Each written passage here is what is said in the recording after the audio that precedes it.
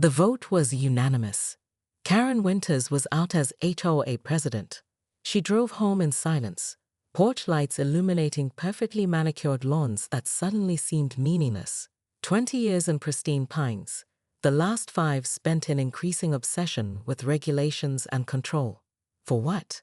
So her home would be worth an extra few thousand when she eventually sold it.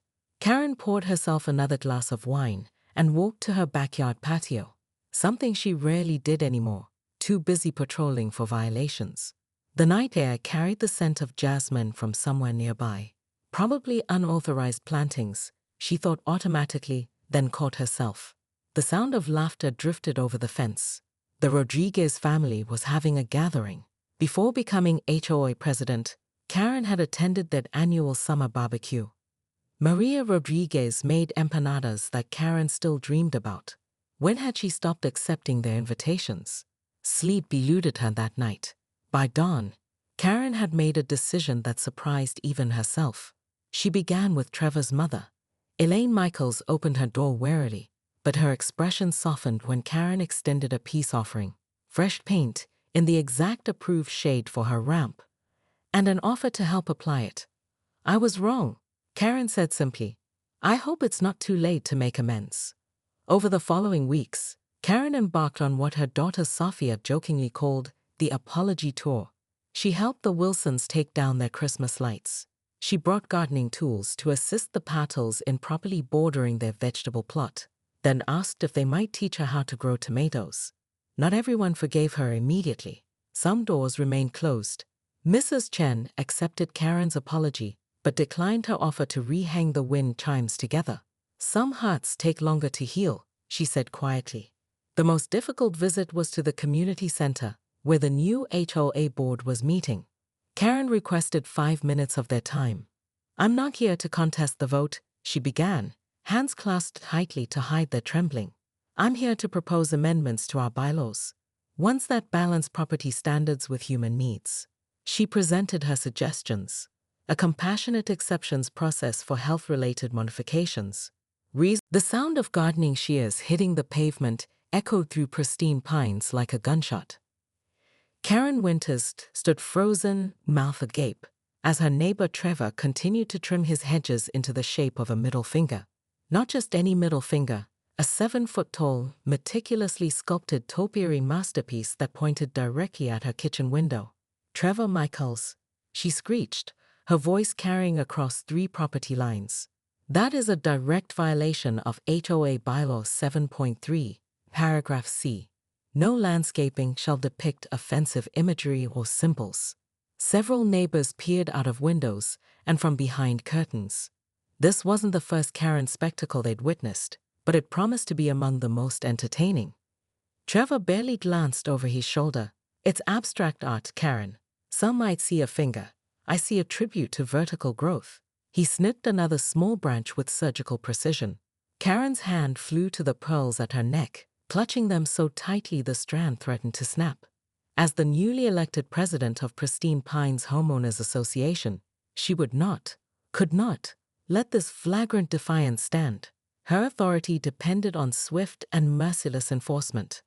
"You have until sundown to reshape it into something appropriate, or the fines begin tomorrow. $300 per day." She turned on her heel, the click of her sensible pumps punctuating her threat. What the neighbors couldn't see was how Karen's hands trembled as she marched back to her perfectly maintained colonial with its regulation beige paint and approved white trim. Inside, she collapsed against the door, heart racing. 3 months into her HOA presidency, and already residents were testing her resolve. First, it was the Rodriguez family's unapproved wind chimes. Then the Patel's vegetable garden that extended 6 inches beyond the permitted growing area. Now this obscene shrubbery assault. Karen's phone buzzed with a text from her daughter Sophia. "Mom, please tell me you're not having another HOA meltdown. Remember your blood pressure." Irritation flared. At 52, Karen didn't need her 25-year-old daughter monitoring her health from across the country. What Sophia failed to understand was that maintaining order required vigilance. The community had standards for a reason. Without Karen's constant oversight, chaos would reign. Property values would plummet. Anarchy would follow. Karen poured herself a precise 4 ounces of Pinot Grigio and pulled up the neighborhood surveillance app on her tablet. The cameras she convinced the board to install for security purposes gave her eyes everywhere. She tapped through different views until she found Trevor, still working on his hedge monstrosity, now laughing with Martin from 2 doors down. Her jaw clenched. Martin had voted against her in the HOA election. Now he was fraternizing with the enemy.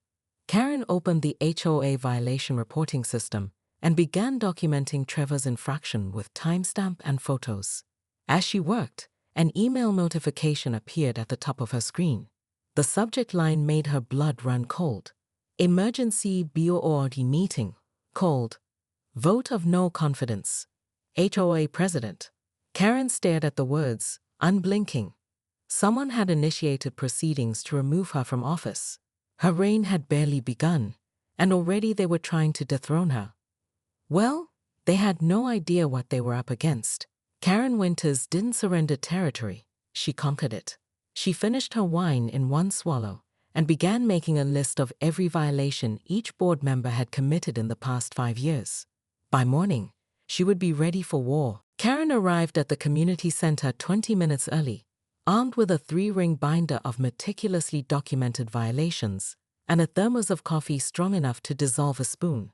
The emergency board meeting was scheduled for 7 p.m., but she wanted to claim the power position at the head of the table before anyone else arrived.